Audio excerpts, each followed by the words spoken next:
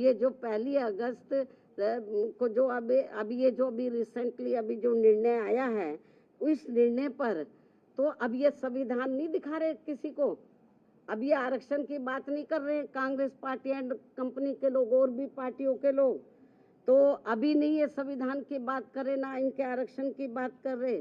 तो इसलिए मेरा यही कहना है इन सभी पार्टियों से, चाहे बीजेपी है, कांग्रेस है, केवल आश्वासन देने से, बीजेपी के की ओर से आश्वासन आया, माननीय प्रधानमंत्री जी द्वारा केवल आश्वासन आया है, आश्वासन से काम नहीं चलेगा।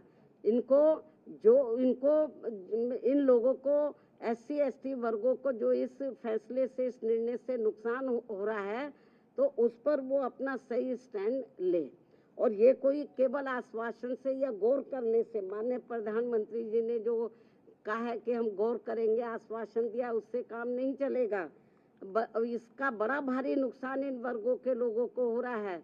बेहतर तो यही होता कि कल जो इन्होंने 2-3 दिन पहले ही संसद के दोनों सत्र जो इन्होंने अनिश्चित काल के लिए स्थगित कर दिए हैं, बेहतर यही होता कि इसको ये अनिश्चित काल की बजाय तो ये थोड़े समय इसको ये नहीं करते, इसको कंटिन्यू रखते और 5-6 दिन के बाद पूरी तैयारी करके तो ये संशोधन विधेयक को ये पार्लियामेंट में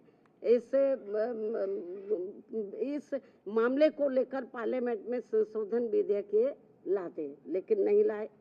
तो इसलिए मेरा माननीय प्रधानमंत्री जी से भी यही कहना है कि यदि आपकी इन वर्गों के मामले में नीयत साफ है तो आप अपने और मामलों में तो समय से पहले हाउस बुला लेते हैं, तो आप कभी भी हाउस बुला सकते हैं, अपनी तैयारी करें।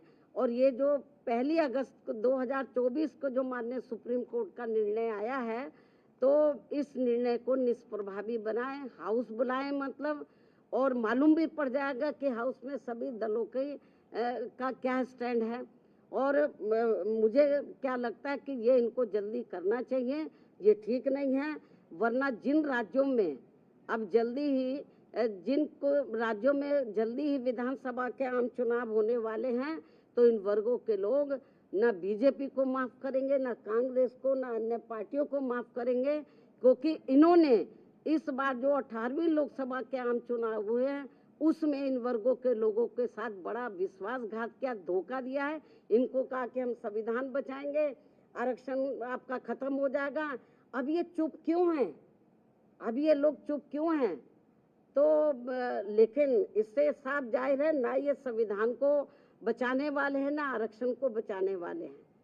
अब ये समझ में नहीं आ रहा आरक्षण को लेकर, ये जो संविधान को दिखाते घूम रहे थे सभी पार्टियों के लोग, अब क्यों नहीं संविधान को दिखा रहे हैं? अब क्यों नहीं आरक्षण की बात कर रहे हैं कि इनका आरक्षण जो निष्प्रभावी हो गया है, तो इसको प्रभावी बनाने के लिए इनको पार्लियामेंट का सत्र जल्दी ही इसको क्लियर करनी चाहिए और बाकी पार्टियों को भी अपना स्टैंड क्लियर करना चाहिए, क्योंकि ये कुछ जरूरी बातें कहने के लिए मैंने आज आप लोगों को तकलीफ दी है। हालांकि इससे भी मैंने पहले प्रेस बुलाई थी, लेकिन अब जो हालात जो स्थिति सामने आ रही है, कल मैंने ट्वीट भी किया, लेकिन ट्वीट में सारी बातें नहीं आ सकती हैं, ट्वीट में सारी बातें नहीं आ सकती है। इसलिए फिर मैंने सोचा कि मैं मीडिया बंधुओं के समक्ष जाकर अपनी पार्टी की सही स्थिति आप लोगों के सामने इस संबंध में रखूं, इसलिए आज मैंने आप लोगों को तकलीफ दी है। इन्हीं जरूरी बातों के साथ अब मैं अपनी बात यहीं समाप्त करती हूं। धन्यवाद। जय भीम व जय भारत।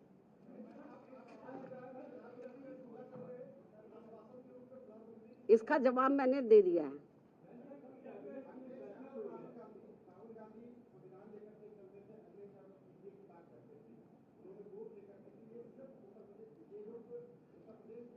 इसका भी जवाब मैंने दे दिया है, इसका जवाब दे दिया है। जाति जनगणना को लेकर हमने एक बार नहीं अनेकों बार कहा है कि केंद्र की सरकार की ये जिम्मेवारी बनती है। काफी बहुत पहले राष्ट्रीय जातीय जनगणना हुई थी देश में, लेकिन बरसों बीत गए हैं।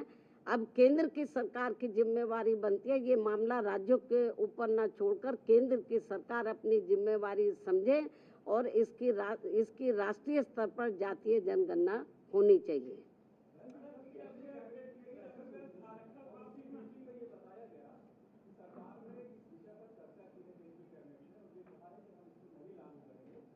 केवल कहने से थोड़ी ना काम चलेगा। जो सुप्रीम कोर्ट ने निर्णय दिया है, जब तक आप लोग पार्लियामेंट का सत्र जल्दी नहीं बुलाएंगे और इसके ऊपर संशोधन विधेयक नहीं लाएंगे, उसको पास नहीं कराएंगे, तो माननीय सुप्रीम कोर्ट का जो निर्णय 1 अगस्त को आया वो इम्प्लीमेंट रहेगा तब तक। तो जब तक तो बहुत नुकसान हो जाएगा इन वर्गों के लोगों को। हाँ,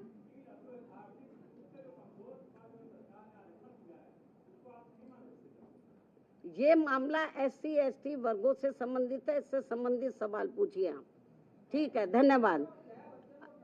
अरे छोड़ो, आप क्या जया बच्चन मतलब इतना इम्पोर्टेंट मामला है, देश के करोड़ों SC ST वर्गों के हितों का मामला है, आप उससे ध्यान डाइवर्ट करने के लिए आप ऐसी बातें कर रहे हैं, तो आप उनसे पूछो जाके।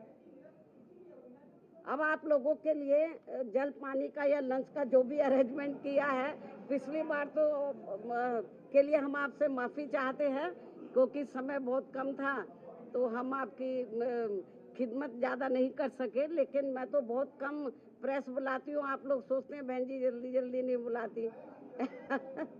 ठीक है, धन्यवाद।